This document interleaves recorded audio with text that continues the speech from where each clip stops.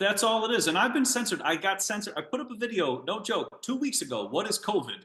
And I put up, what is COVID? Radio wave sickness. And I showed all the documents from the last 80 years of radio wave sickness: loss of smell, loss of taste, dizziness, hair loss, the whole thing.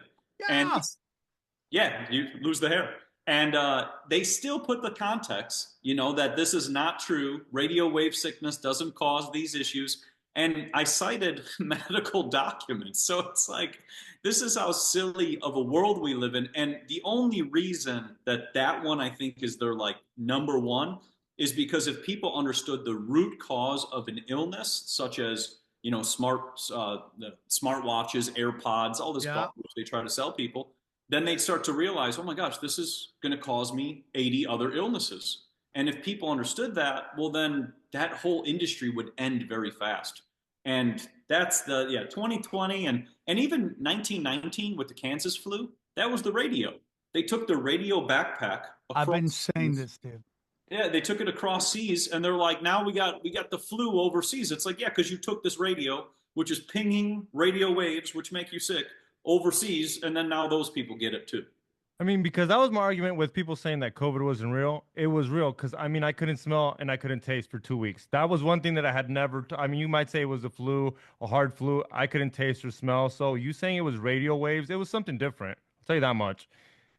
Yeah, well, and that's the thing is radio wave sickness. That's so if you were a soldier, you would get radio wave sickness. If you were an airplane pilot, you would get radio wave sickness. If you were, for example, on the ground, you would get something called radar sickness because you're using too much radar to find the enemy. And then if you worked on a switchboard back in the day on the 1900 switchboards that they were using, they would get radio wave sickness and come down with the same symptoms that you're describing. And this was actually posted in a German medical book in the 1930s. And what happened was during the 1930s, America stopped diagnosing radio wave sickness. They actually got rid of it. Now, in Europe and Asia and Russia and all the other countries, they still diagnose radio wave sickness. So if you fast forward now, let's say 80 years or whatever, people won't know what radio wave sickness is. So they say they have this, this, and this. And it's when you go back in time, you see the same from the book The Invisible Rainbow, you see the same situation over and over and over again. People coming down with this sickness. And it's because when these radio waves are pinging, they're messing with every cell of our body.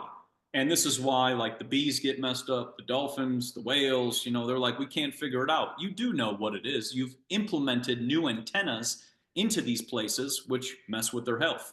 And if we take it a step further, because we might as well throw this one in there, instead of using a radio or a cell phone like we're using today, there was a fellow named Nathan B. Stubblefield who used to take a copper rod, stick it into the earth, and talk to people through the earth.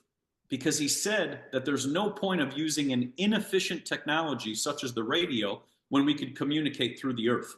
And his technology vanished, and then we moved to Marconi and had the radio and everything on air. It's insanity, dude.